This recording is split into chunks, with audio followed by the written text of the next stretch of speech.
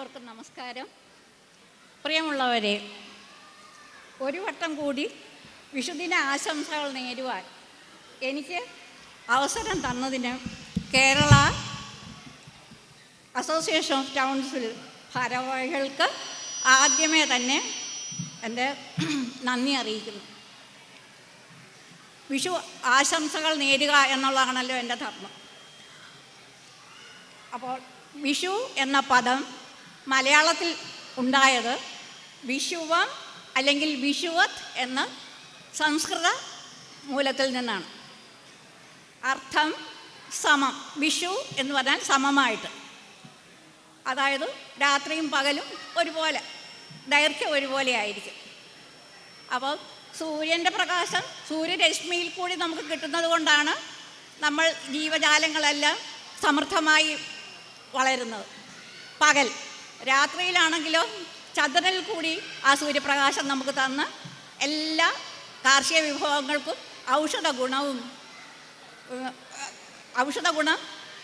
സൂര്യരശ്മിയിൽ കൂടി അതിന് ലഭിച്ച് ചന്ദ്രരശ്മിയിൽ കൂടി അതിന് ഔഷധവും കുളിർമയും നമുക്ക് എത്തിച്ചു തരുന്ന സൂര്യഭഗവാനെ ആയിട്ട് ബന്ധപ്പെട്ടാണ് ഈ വിഷു ആചരണവും ഈസ്റ്റർ ആചരണവും എന്നാണ് ഞാൻ മനസ്സിലാക്കുന്നത്. ഈ സമയത്ത് സൂര്യരശ്മി പകലും രാത്രിയിലും സമമായി ഭൂമിയിലേക്ക് എത്തിക്കുന്നു. ഇതാണ് അതിൻ്റെ ശാസ്ത്രീയ അടിസ്ഥാനം. അതുകൊണ്ടാണല്ലോ നമ്മൾ അതിന് പുതുവർഷം എന്ന് പറയുന്നത്.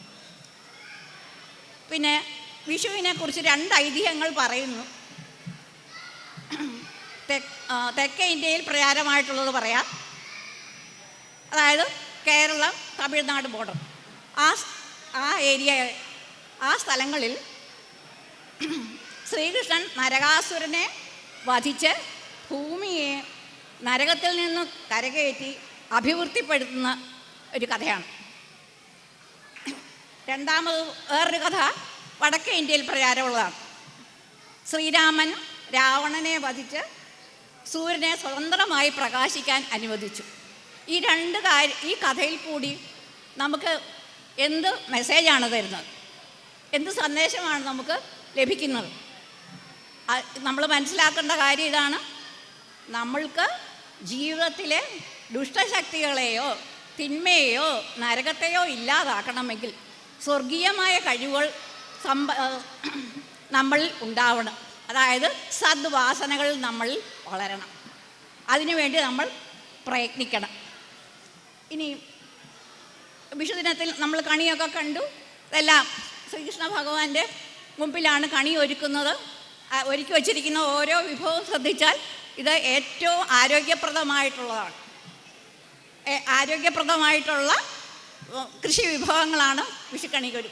അതോടൊപ്പം സമ്പൽ സമൃദ്ധിയും ആരോഗ്യദായകവും മനസ്സിന് സുഖവും ശാന്തിയും തരുന്ന, പ്രത്യേകിച്ച് കൊന്നപ്പൂ, നമ്മൾ മഞ്ഞപ്പൂവാണ് ആ സമയത്ത് നമ്മൾ ഉപയോഗിക്കാറുള്ളത്. അത് എല്ലാ തടസ്സങ്ങളെയും അതിജീവിച്ച് മുന്നോട്ട് പോകുന്നതാണ്.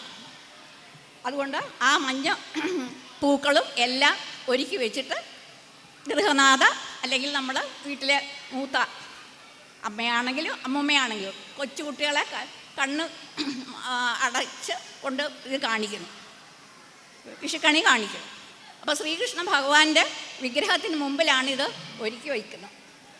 അതിൽ നിന്ന് എന്ത് മനസ്സിലാക്കും?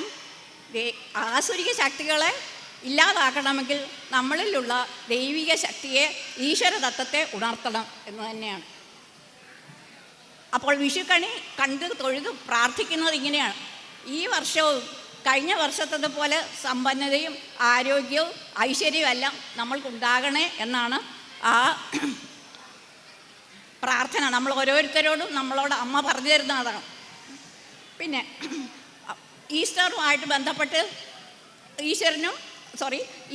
ഈസ്റ്ററും വിഷുവും എപ്പോഴും അടുത്തടുത്ത് വരുന്നതായിട്ടാണ് ഞാൻ മനസ്സിലാക്കുന്നത്. അപ്പോൾ ഈ രണ്ട് ആചാരങ്ങളും നമുക്ക് തരുന്ന സന്ദേശം എന്താണ്? നമ്മിലുള്ള ആത്മശക്തിയെ ഉണർത്തണം.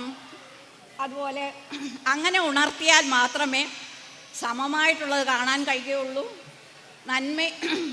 നന്മയും സമതയും സുഖവും ശാന്തിയും എല്ലാം ഈ പ്രകൃതിയിൽ ഉണ്ടാകണമെങ്കിൽ നമ്മളിലെ ദൈവികത ഉണർത്തിയേ സാധിക്കുള്ളൂ. അതിനുവേണ്ടി നമ്മൾ വ്രതശുദ്ധിയോടെ പ്രവർത്തിച്ച് ആത്മാർത്ഥമായി നമ്മൾ പ്രവർത്തിച്ച് സഹകരിച്ച് കൂട്ടായ്മയോടുകൂടി നമ്മൾ പ്രയത്നിക്കണം.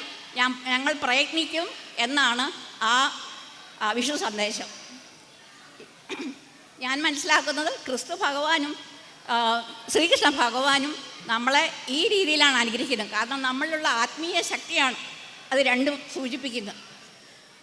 ഇതാണ് എനിക്ക് എല്ലാ മലയാളി കുടുംബങ്ങളോടും പറയാനുള്ള വിഷു സന്ദേശം. പിന്നെ ഇവിടെ നിൽക്കുമ്പോൾ എനിക്കൊരു പ്രത്യേക കാര്യം കൊണ്ട് പറയാനുണ്ട്.